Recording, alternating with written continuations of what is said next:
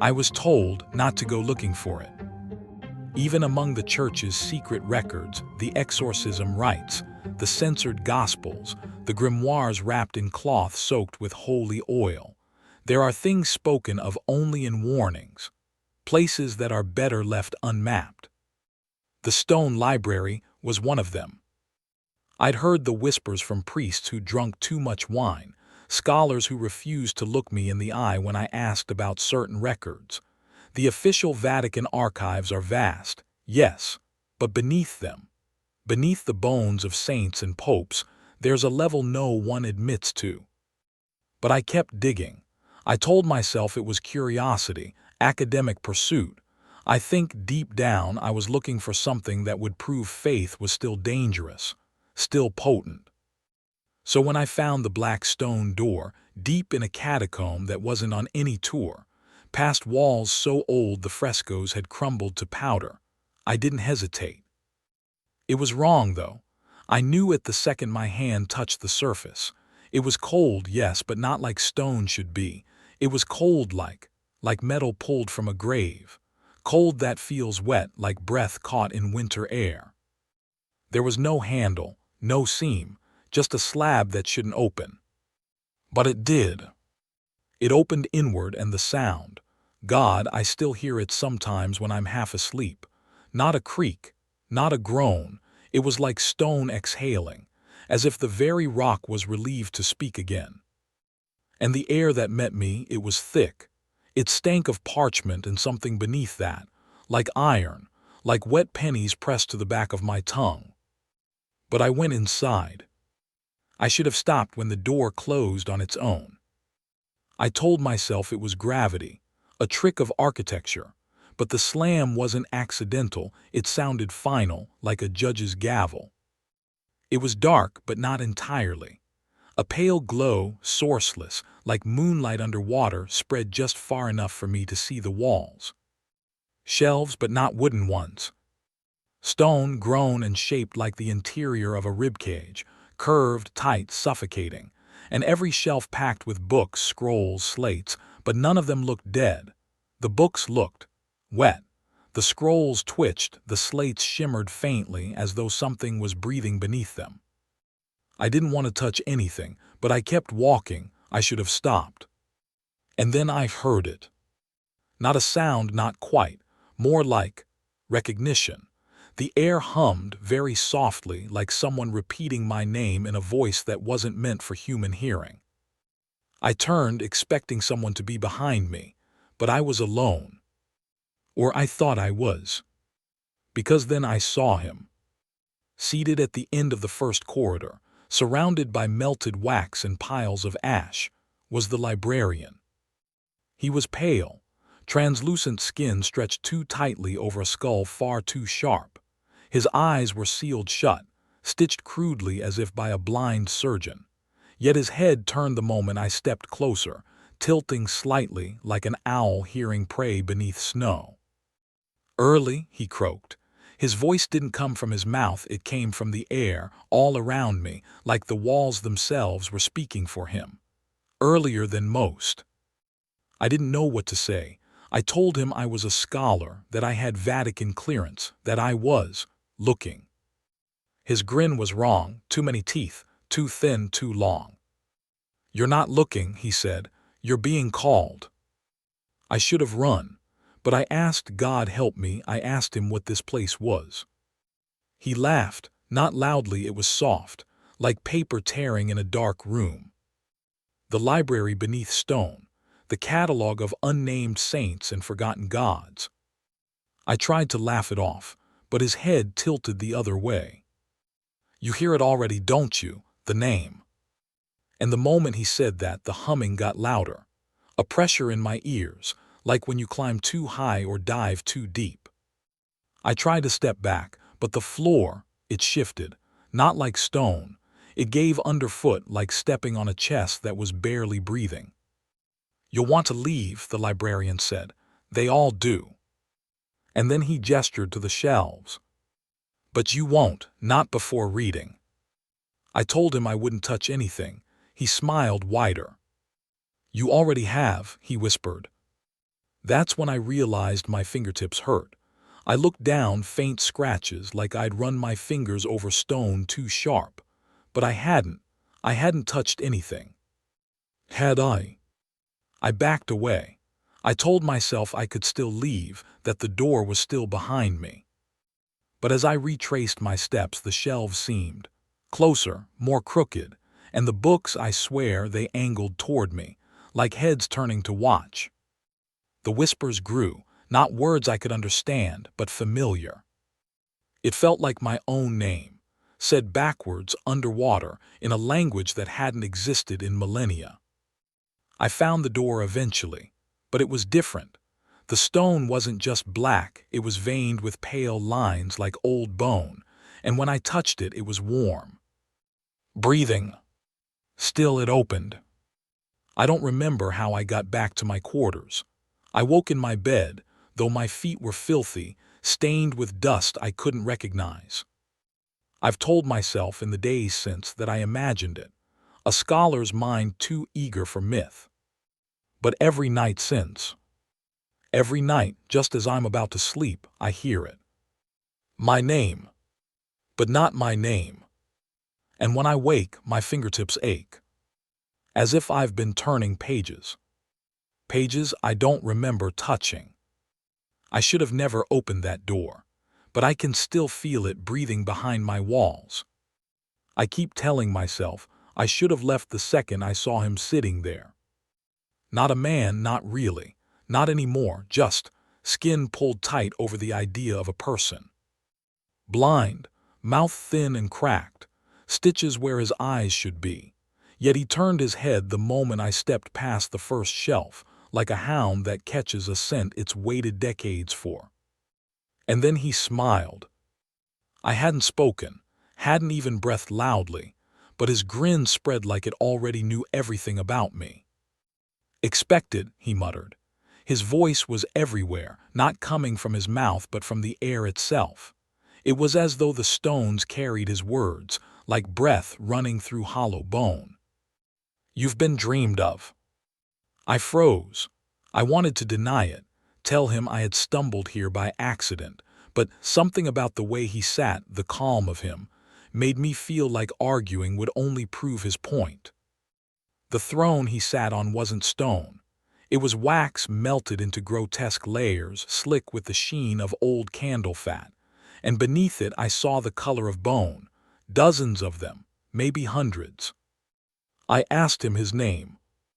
That was the first mistake. His smile stretched wider and he chuckled. Names here are bindings, he whispered. You already carry too many. I remember his hands next, skeletal things, skin nearly translucent, veins like scribbled ink beneath the surface. He raised one, slow, deliberate, and gestured for me to come closer. I should have run. I should have turned and let the dark swallow me. But I stepped forward. That's when he produced it. A femur, yellowed but not brittle, it looked alive, warm almost. The surface of it was scored, every inch covered in carvings like ants had chewed it in precise, deliberate patterns. But they weren't patterns. They were letters. Languages I recognized but couldn't translate. Latin, Greek, Hebrew, Syriac, but older, deeper. Some of the inscriptions felt like they were written in shapes my brain wasn't meant to process. I didn't need to read them to know what they were. They were all the same, over and over, a name. The librarian rested the bone across his knees and tapped it gently with one finger. The vibration ran through the room like a plucked string, humming behind my eyes. You know this name, he said, not yet in your mouth, but in your marrow. I asked him what it meant, whose name it was. His head tilted. It doesn't have an owner. The name is the thing, and it remembers being called. The bone pulsed then, a slow warmth like something inside it was trying to wake. I could swear it hummed just faintly, and when I stared too long, the carvings seemed to twitch. I blinked, and some of the letters had shifted positions, slithering just beneath the surface like worms beneath ice. The librarian laughed. It likes you. I wanted to back away, to put distance between myself and that thing, but my legs wouldn't move. My mouth was dry, and I realized I was clenching my jaw, teeth grinding as if my body was trying to stop me from speaking by force. "I should have never come here," I whispered, more to myself than to him. But he heard, his stitched eyes crinkled as he smiled. "Yet here you are, and here it is, and it has been waiting." I tried to ask, waiting for what?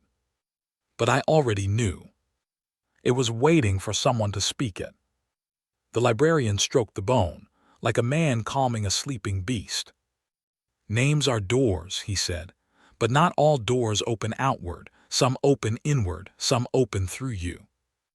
He leaned forward then, and his breath was cold and wet, like ink that had never dried. "Would you like to read it?" My tongue tried to say no, but it felt swollen, useless. My mind screamed to run, to forget, but curiosity is a sin too. I nodded. He placed the bone on a small pedestal between us. As it touched the stone, I heard faintly something breathing. Not the librarian, not me. The bone itself. It was breathing. I bent closer, squinting at the carvings, trying to focus on just one line, just one word. But every time I almost formed it in my mind, it slipped sideways, replaced by a feeling. A taste.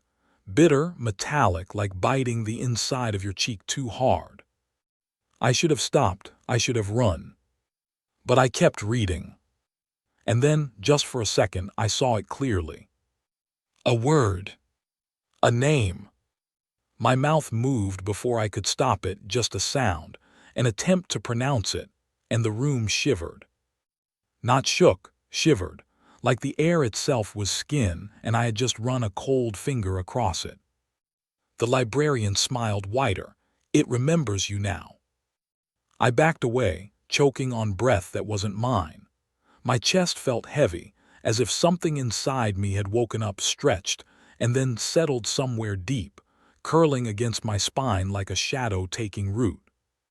I asked him, begged him, what would happen now. His reply: "It will wait, it always waits, and when you are quiet, when you think you're alone, it will remind you."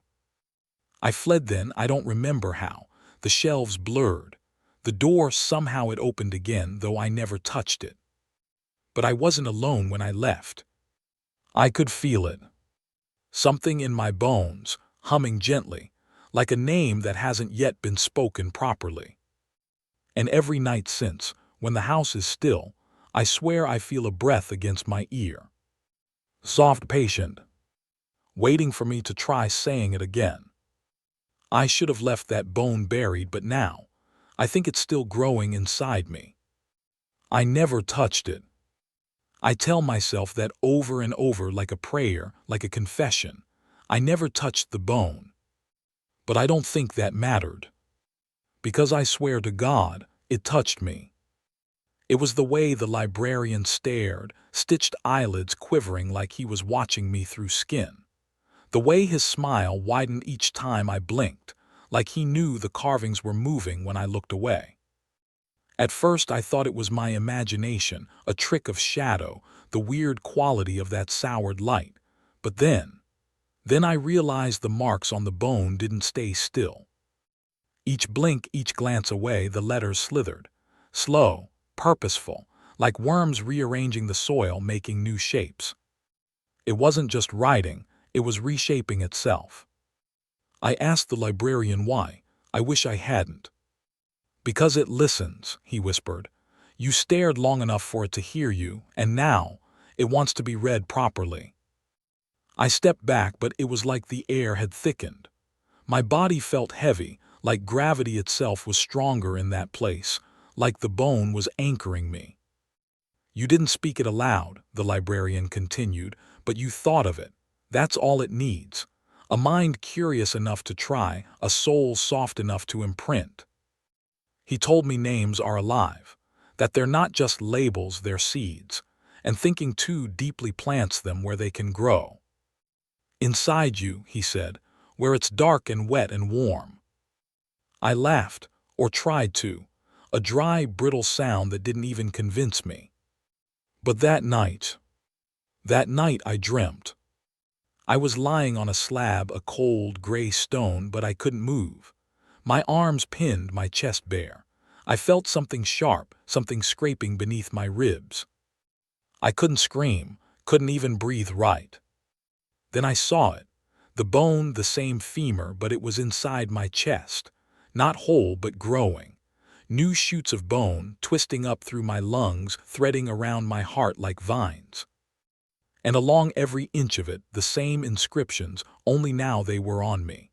Carved from the inside out, letters stretching my skin from within, pressing up against muscle and flesh. I woke up choking. My mouth was full of the taste of copper, metallic and thick.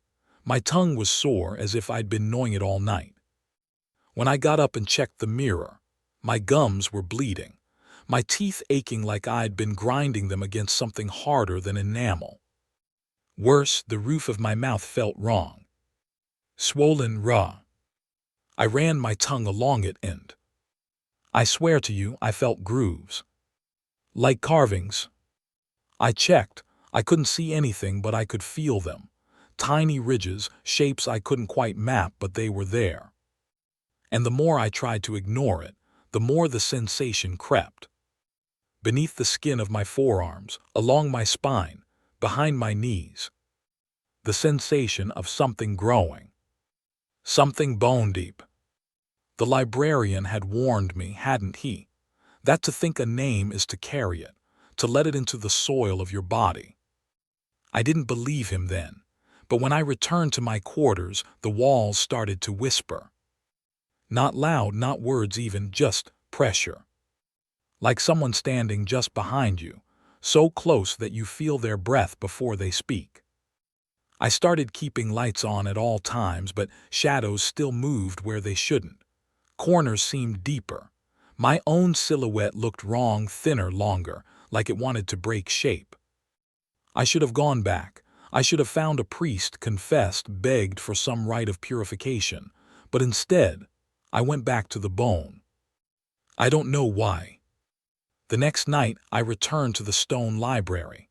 The black door opened easier this time, like it remembered me too. The librarian smiled before I even stepped inside fully. "You feel it now," he croaked. "The itch beneath the skin, the hollow ache in your bones, it's remembering itself through you." I asked him, begged him how to stop it, how to unlearn the name, how to purge it. He chuckled soft, rotting laughter. "You can't unsee a name," he said. "Once your mind carries it, your body follows.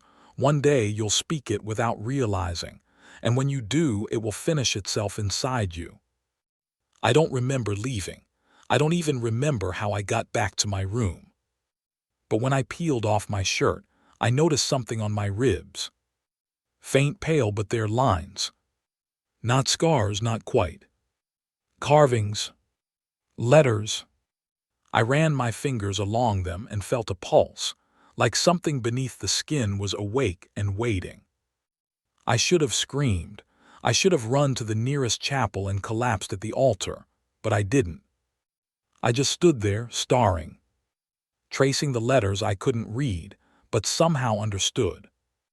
Because it was my name now, too. Part of it. I don't know how long I stood there, but when the lights flickered, just once, I swore I heard something, faint and distant. Bone knocking against stone. A rhythm. Like a creature trying to remember how to walk again. I didn't touch the bone, but every night I feel it moving deeper, carving more of itself into me, and I think one day soon it'll finish its name. There's a point in the stone library where even the air refuses to go further. The shelves become tighter, their curvature obscene, like the ribs of some dead animal fossilized in the dark. The stone begins to sweat. You smell salt, iron, the faintest hint of something sweet, but it's the kind of sweetness you associate with rot. I remember asking the librarian what lay deeper, beyond the circle of melted wax where he sat. He chuckled, stitching his long fingers together.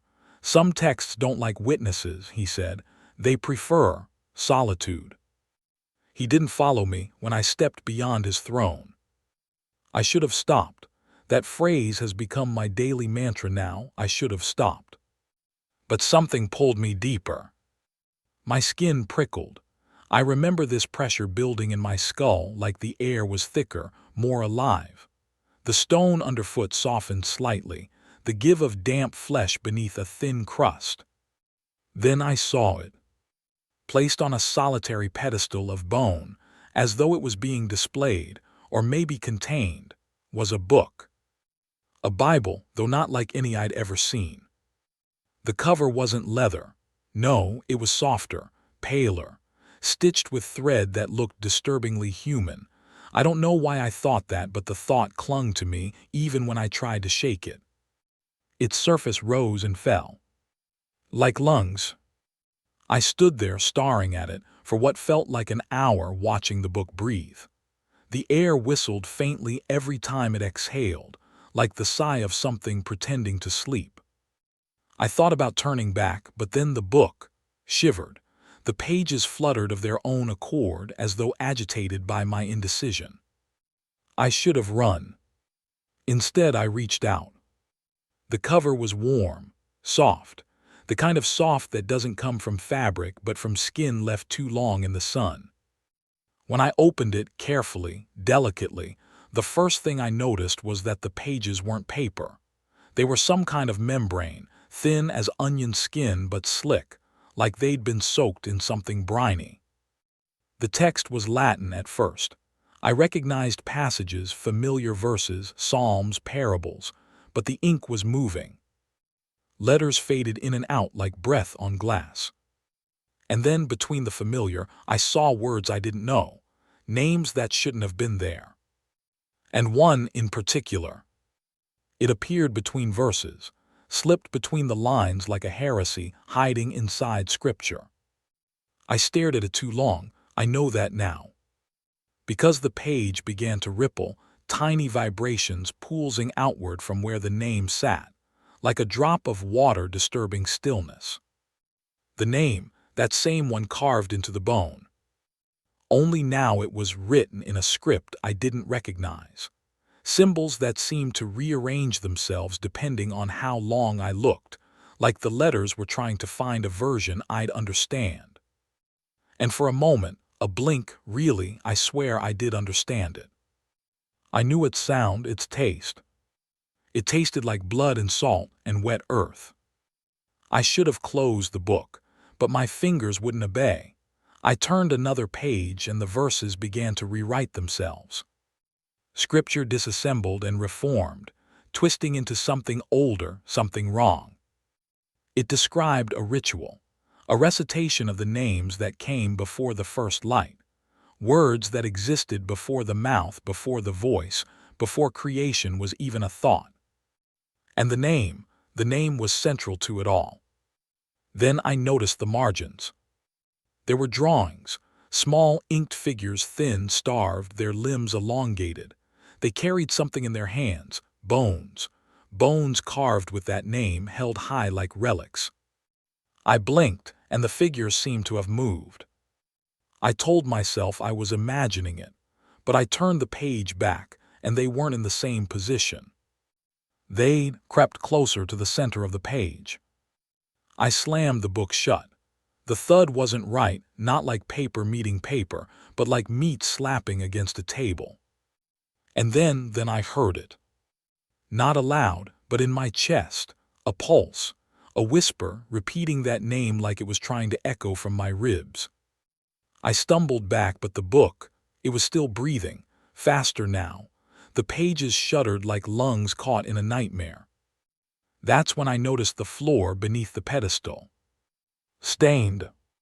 A dark, ruddy smear around the base, spreading in the faint pattern of a handprint not resting atop the floor, but pressed up from beneath it. As if something under the stone had once tried to reach up and grab the book, or drag it down. I don't remember running, but I did.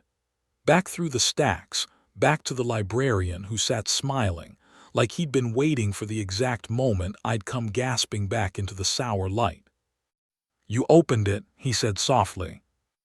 I told him about the name, about the drawings, the moving figures, the breathing pages. And he just nodded. "It knows you now, that's the trade." Every page turned is a step closer. Closer to what I asked. He smiled. "You'll find out. The book always finishes the story eventually." I wanted to burn it, tear it apart, but I already knew somehow that it couldn't burn, that it would laugh in the fire.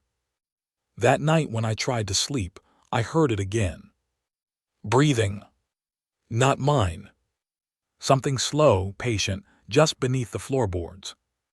And sometimes, the mattress shifts, like I'm not the only one laying in it. I closed the book, but I don't think it ever really closed me. They don't list the red veil on any official maps of the Vatican. I'd only heard of it through a chain of muttered rumors, archivists with eyes too tired to meet mine, whispers exchanged in hallways that grew cold when the subject came up. It was a confession chamber, yes, but older than confession itself. They say it was sealed for a reason. I wish I'd listened. The way to it wasn't marked, just a faint trail of damp, dark stone that sloped deeper than the catacombs should have gone. You could smell iron long before you saw anything, that distinct, sharp scent like an old battlefield remembered by the ground itself. The chamber was small, cramped, just wide enough for a single person to sit, with walls that arched low and close, like the inside of a throat. The stone wasn't dry. It wept. Thin streaks of something red, not quite blood, but not just water either, oozed down the walls in sluggish trails. When I ran a finger through it, it was thicker than I expected. It didn't cling like paint. It stuck like syrup. I shouldn't have touched it, but by then I was already thinking like a scholar, not a human being. I sat in the center of the chamber just for a moment to listen. That's what the others had whispered, that if you waited long enough, the walls would speak. At first I heard nothing but my own breath, too loud, too fast. The stone was cold against my back and the air was still. But then I felt the vibration. Subtle, like a distant choir singing under their breath, a language I didn't understand. The walls hummed with it, and the longer I stayed, the clearer the sounds became, syllables forming just beyond comprehension. I should have left. God, I should have left. But I stayed. I pressed my ear to the wall. The cold of it stung, but the voices became clearer. And then one voice, different from the rest, whispered directly to me. It didn't speak to my ear. It was inside my head, curling like smoke around a dying flame. It said a name. Not my name. Its name. I didn't understand it, not fully, but my mind knew it anyway. It folded itself inside me like a note pressed into a crack in the wall, waiting to be found later. I tried to speak it aloud. My mouth wouldn't cooperate. My tongue froze, my throat clenched, like my body itself was rebelling against the idea of uttering it. But I remembered it, I still do. And as I sat there, heart pounding, the red on the walls began to drip faster. The humming grew louder. I don't remember standing. I don't remember leaving. But I woke up hours later in my quarters, my ears ringing, the taste of iron thick in my mouth. I thought maybe it had been a dream, a hallucination brought on by lack of sleep and too much dust in the lungs. But then I started hearing the walls. Not just in the Vatican, not just underground. In my apartment. In the places where plaster was thin, where pipes ran like veins. Late at night, when everything was still, the walls would breathe, not with air but with sound. A pulse, a vibration. And then the voice again. The same name repeated gently, lovingly, like it was coaxing me to remember. I would sit up in bed, drenched in sweat, my pulse echoing that same rhythm. I tried turning on music, the TV, anything to drown it out, but the voice never competed. It waited, patient. I caught myself one night, my mouth moving, forming shapes in the dark. I wasn't speaking, but my lips traced syllables I didn't mean to say. The name was trying to come out. I bit my tongue hard enough to taste blood, just to stop myself. I should have left the Vatican, fled, burned every record, erased every trace. But I didn't, because part of me wanted to hear it again. There's something seductive about a voice that knows your name, even when it isn't yours, even when it belongs to something else. And the worst part, the walls aren't just speaking at night anymore. Sometimes in the middle of the day when the sun's out, I'll pass a stretch of wall in a hallway, in my office, in my own home, and I'll feel the vibration. Low, slow. Calling. It never says my name, but it says the name. And I know that one day I'll answer. I keep telling myself walls can't whisper, but when the house goes quiet, I hear it, waiting for me to whisper back. The 72 names of God, that's what they teach us in the church's deeper studies. Each name a facet, a reflection of the divine. Uttering them properly is supposed to invoke protection, light, clarity, a sacred geometry of language. But the librarian, he told me there was a 73rd. A name not catalogued, not inscribed on parchment or tablet, but erased. Stricken, he whispered, his stitched eyes fluttering slightly, because even the Creator, turned his face from it. I didn't believe him at first. Theology has its apocrypha, its omissions, but I'm a scholar. I thought I knew better. I thought it was a metaphor, a story to frighten the curious. But then I found the tunnel. It wasn't on any map, not even the Vatican's most secret archives. A crack in the catacomb wall, narrow and jagged, barely enough room to squeeze through. The air was worse there. Copper and rot, like a butcher's room left sealed for too long. I should have stopped when the smell hit me, but I kept going deeper, my hands trailing along stone that felt too soft. I remember my fingers brushing grooves in the wall, deliberate, precise, carvings. The deeper I went, the more I saw them, symbols I didn't recognize, swirls and angles that made my eyes throb if I stared too long. And then, in a hollow no wider than a crypt, I saw it.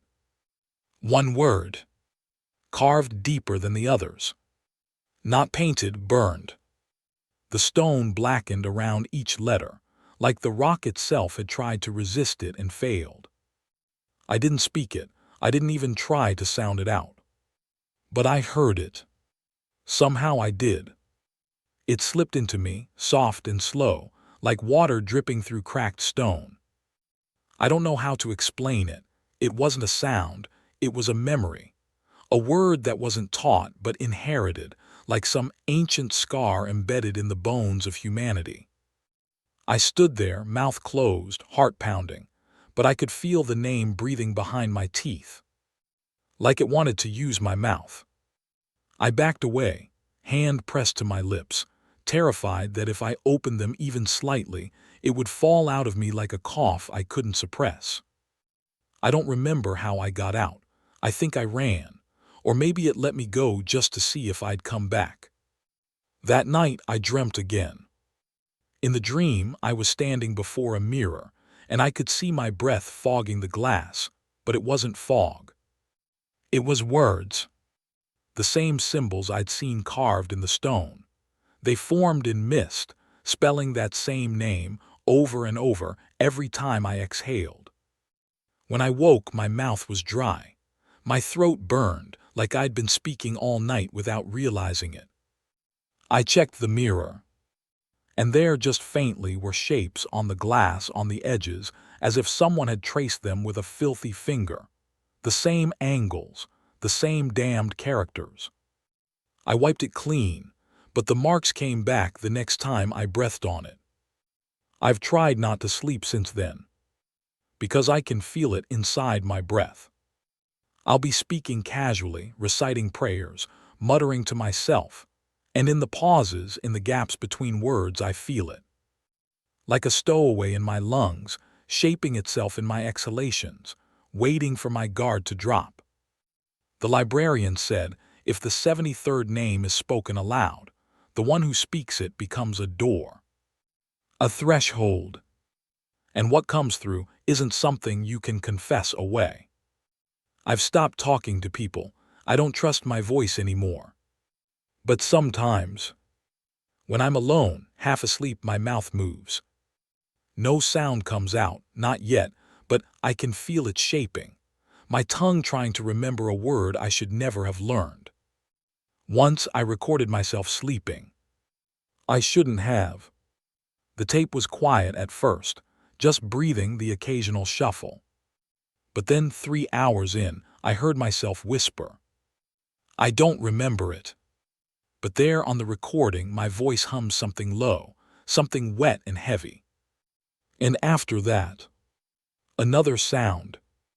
Not mine. A breath, slow, deep.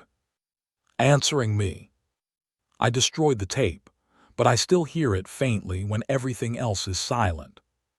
I don't say the name, I won't. But I think it doesn't need me to. It's already inside. And one night when I'm too tired, too weak, it'll use my mouth. It'll finish the word I started. And I don't know what I'll be when I wake up after that. I can feel it waiting in my breath, and I know the next time I exhale, I might not be breathing out my own name. I thought prayer might help. I was wrong. You grow up believing that words have power, that scripture is a shield, that prayer is a fortress. But there's something nobody tells you.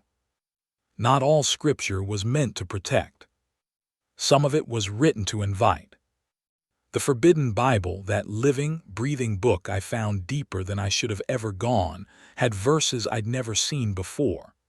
I told myself they were like apocrypha, lost lines from forgotten apostles. I wanted to believe they were holy, buried for being too sacred. But I should have known better the first time I tried to speak them aloud. It was late. I was alone, the air in my apartment stale and too still, as if the walls themselves were holding their breath. I sat by candlelight, no reason, it just felt appropriate. Maybe I thought the light would keep the shadows from listening. I opened my notes. I'd copied the verses by hand. The ink looked darker than it should have, even under light. It seemed to drink in illumination instead of reflecting it. I whispered the first line. And something changed. Not in the room, not yet, but in me. My tongue felt thicker, my throat dry. But the words came easily, as though my mouth had been shaped to speak them long before I was born. When I reached the end of the first verse, I looked down, and there was a new line. I hadn't written it. It was just there. I told myself I'd misremembered, that I must have copied it wrong, left it incomplete. So I read the new line. And another appeared. Like the text was responding to me, writing back with every recitation. I should have stopped then, but the verses, they sounded beautiful. Low, rhythmic, like lullabies for the dead. The more I read, the heavier the room became. Shadows thickened at the edges of my vision, stretching into corners that didn't exist before. I thought I heard whispering beneath my voice, faint, almost imagined, like a chorus joining in quietly behind me. I kept going. And then the air shifted. It felt wet, as though the space between me and the walls had been soaked in cold breath. The candle flickered, not from a breeze, but from the weight of something listening. I pushed through the prayer, my voice shaking. My heart thudded with every word, like the verses were syncing with my pulse. When I stopped, when I finally ran out of breath, the room was silent. Completely silent. No distant hum of appliances, no creak of settling wood. Just a stillness. And then something exhaled. Not me. Not anything I could see. But I heard it. A slow, damp breath, a sound of something waking up just beyond the thin veil of sight. I tried to look back down at my notes, but the page was different now. Lines I hadn't written, in ink darker than blood. Words that shifted when I stared, rearranging themselves like they were trying to find a way into my understanding. The first word was familiar, the same name. The one from the bone, the one from the walls. Only now it was larger. Bolder. Like the text itself wanted me to say it, to scream it. I didn't. I couldn't. I threw the pages into the fireplace, watched them curl and blacken. But even in the flame, the ink glowed faintly, like embers refusing to die. I thought I'd ended it. But that night, when I closed my eyes, I saw them. Verses. Written behind my eyelids. Every heartbeat they'd rewrite themselves. Line after line, forming, twisting, reshaping. I blinked and still, the text was there. I couldn't escape it. The words aren't still. They move. Like they're growing inside me, scriptural roots spreading behind my eyes, down my throat, along my spine. I don't pray anymore, I can't. Because every time I try, my mouth starts shaping those verses instead, the forbidden ones, the ones that respond. And the shadows. They have teeth now.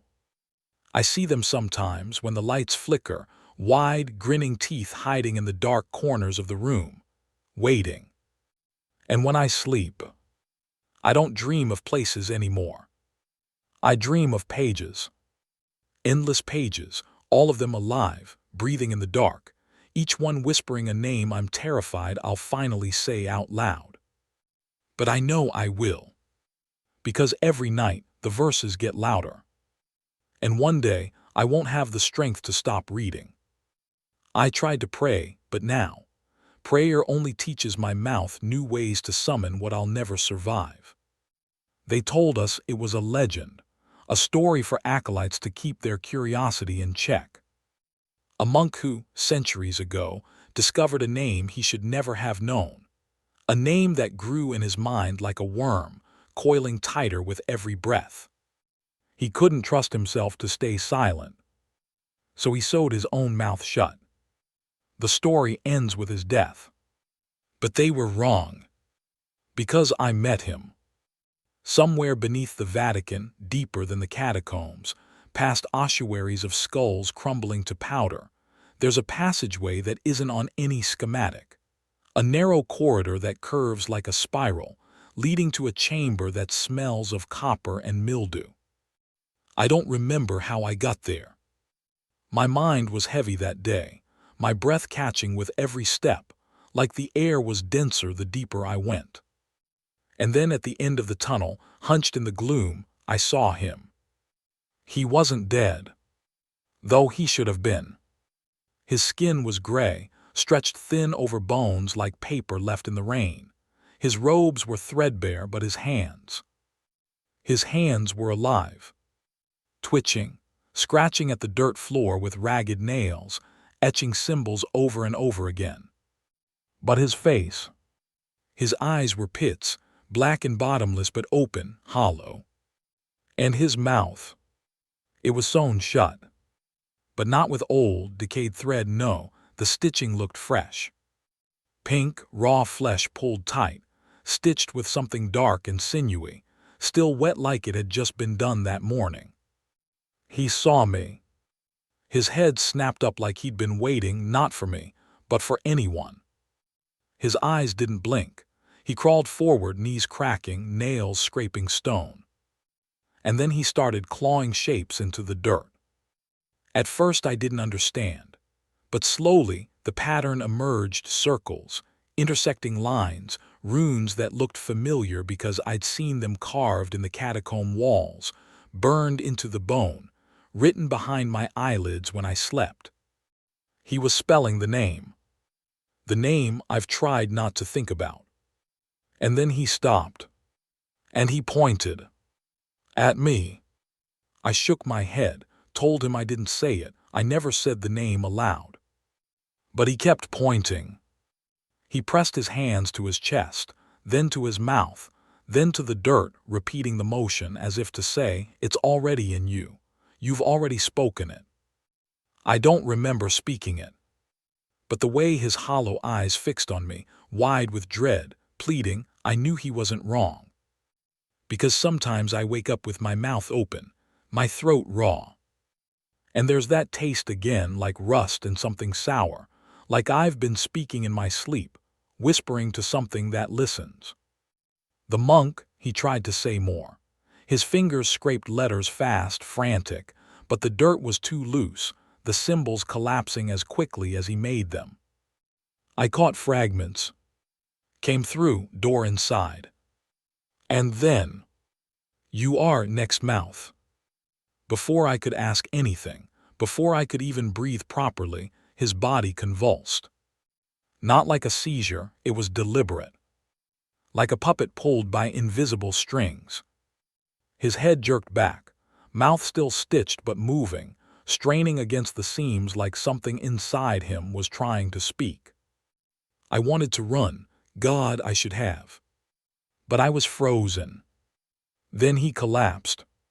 Silent still. The air in that chamber was worse after. Heavy, wet. And I swear, when I listened closely, I could hear something breathing just beneath the floor. Something waiting. I didn't wake up where I should have. Somehow I was back in my room, but my mouth hurt. My lips were raw, my jaw aching like I'd been clenching it for hours. And my hands. Dirt under my fingernails. As if I'd been clawing something in my sleep. I don't know if he's dead now, that monk. I don't know if he was ever fully alive when I saw him. But I understand his warning. You can sew your mouth shut, bind your lips, tear your own tongue out, it doesn't matter. Once the name is inside, it finds a way to speak through you. And worse, I think I already have. I just wasn't awake when it happened. I don't know what I said, but something was listening, and now I think it's waiting for me to finish the sentence. The librarian told me about the second time. I wish I'd never asked, but by then I was already too far gone, too entangled in names and bones and breathing books. He said it like it was a warning, like a secret he wasn't supposed to tell. "The first time you say the name," he whispered, "it remembers you." He paused then, head tilting, as though listening to something just beneath the surface of the air. "But the second time, you remember it back." I asked what that meant, remember it back, but he only smiled, those cracked lips stretching thin and bloodless. That's when the bond completes. That's when it isn't just a name anymore. It isn't sound. It's something alive, breathing through your lungs, thinking behind your thoughts. I laughed. I shouldn't have, but it felt absurd. How could I say a name twice if I couldn't even say it once? My mouth locked up whenever I tried. The word was in my mind, burning and writhing like a worm beneath skin, but my throat refused to shape it. He didn't laugh with me. Instead, he asked, "What makes you think you need your mouth to speak?" I didn't understand then. But I do now. Because the other night, I woke up whispering. Soft, low, a sibilant sound, a murmur I didn't recognize but felt in my bones. I sat up, but my mouth wasn't moving. My lips were still, my jaw slack. But the sound was still there. Whispering. From inside me. Like a second voice, deeper than breath, coiled somewhere in my ribs, speaking through me without needing the machinery of flesh. I covered my mouth in a panic, both hands clamped tight, but the whisper didn't stop. It hummed up through my sternum, rising like warmth through a pipe. I thought I was losing my mind. But in the stillness of my apartment, the walls listening as they always did, I felt it. Something was speaking with me. Not in tandem. Not an echo. but with me. And I knew then that I'd said the name once before. Not with my mouth, no. Maybe in thought, maybe in sleep, maybe when I'd read it silently in that breathing Bible, or when I stared too long at the carvings on the bone. The first time, it remembered me. And now it was teaching me to remember it back, to repeat it, to say it properly. The librarian called it the bond. He told me that most don't survive the second utterance, that the mind tries to eject it, but if you're weak or curious or foolish, you let it in. You let it finish itself inside you. And when that happens, you're not entirely you anymore. I tried to fight it. I stuffed my mouth with cloth at night, wrapped scarves tight to keep my jaw from moving, as if that could stop the voice clawing up from within me. But the sound didn't need my throat. It needed my memory. And each time it whispered, something about the sound felt familiar, like a half-remembered tune from childhood, a melody that lives at the edge of recall. I caught myself humming it in the shower, not words, not yet, but the pattern. The cadence. I wasn't just remembering the name. I was remembering how to speak it, how to call it properly. I tried to pray, but prayer isn't safe anymore.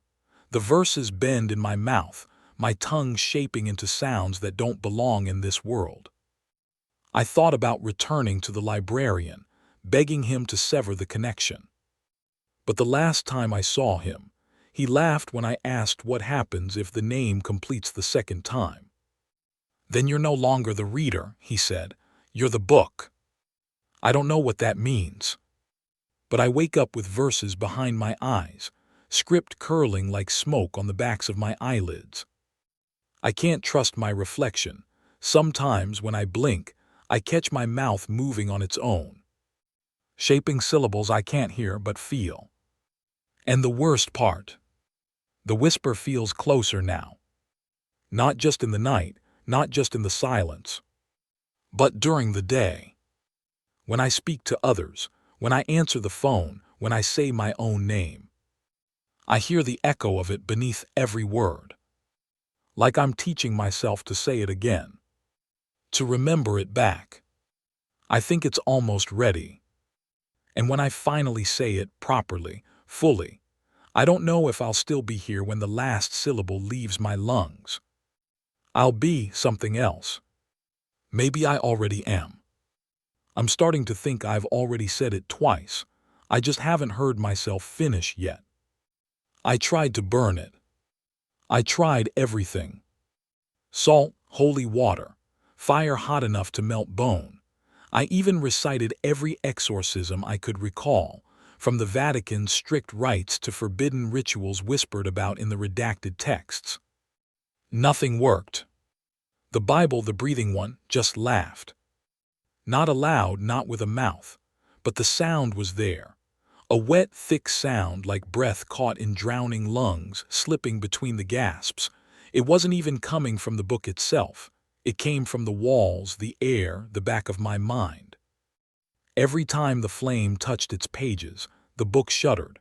The flesh of it, because that's what it was, flesh, rippled like it was trying not to laugh too loud. And then the pages turned on their own, slowly, deliberately. Verses I hadn't written, verses I couldn't read but understood.